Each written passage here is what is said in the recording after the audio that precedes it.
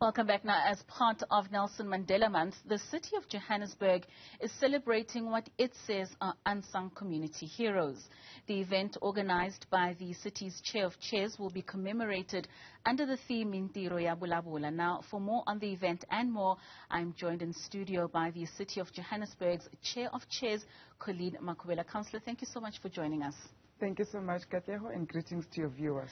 It's an absolute pleasure to have you in studio. Now, you were celebrating Nelson Mandela Month yesterday with a group of unsung heroes that you invited for a celebratory event in Johannesburg. Just take us through what the thinking of that was and why is it so important to celebrate those people that are doing such great work within our communities? Thank you. Yesterday was really very important to us, but it was a culmination of the work that we've been doing over the past 7 months since we took office. We've been going to the communities as the Office of the Chair of Chairs through our community-based program.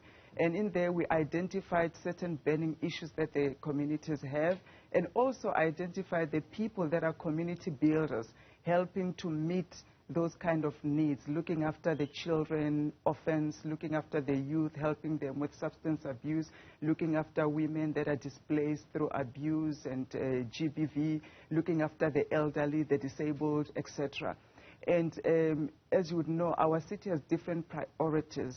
It looks after the concrete infrastructure, what we see, feel and touch, roads, water, etc. But also we've got priorities that focus on people issues, which is the caring city, a city that is inclusive, safe and secure city.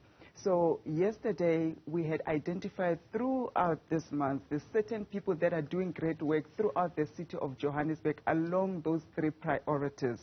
And we realized that most of the time when we go to visit them into a home, a shelter, we actually just give and add to the programs that they're doing. We give to the beneficiaries or to the children, to the youth, etc. But we never really shine a spotlight on those that are sacrificing their time. They are the hands and the feet of the city in touching the people. Some of them are doing this work out of their own pockets. They're running these homes out of their own money. And what was touching in one of the organizations that we're celebrating was the elderlies. You know, they have come together to say every month, all people that go and queue for SASSA grants, some of them faint. We read about it in the newspapers. You know, they've got high blood and sicknesses. They have to be there the whole day. No one is ensuring that they have right sitting. If it's cold, they are warm. If they are hungry, they are fed. And these elderly, they came together out of their own pension money now because we as a city didn't do that. They are coming together. They put together this program where every month they go and ensure that Abo Gogo, they are looked after. There's a lady that we're celebrating, Ma'am Angie, in Alexander as well. She's herself blind, but she's running a disability home for over 100 children that are there, disabled in different forms. Yes, she gets support from various sponsors, but she's there every day with her team looking after these children. We're celebrating another pastor in Soweto who was himself a drug addict, and now he is helping the youth around Protea Glen to, conquer substance abuse, whether it's drugs, whether it's alcohol, etc. There's a lady who was also running a shelter. There's those that are doing other things in different categories. They've got an agri program. They do community gardens. They go there and ensure that various communities can feed themselves. They secure food security for them.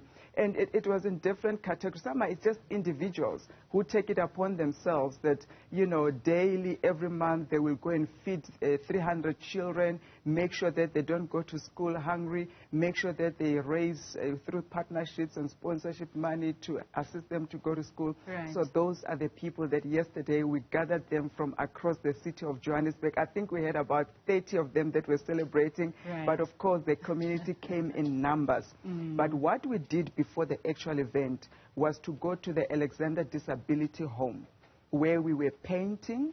We were also doing gardening. And of course, we gave different gifts, whether it's food and other things that we identified that needed to be provided for the children to be comfortable. Why we chose those 2 things was that gardening talks about self-sustenance. We want to teach our people to sustain themselves, to be able to do for themselves.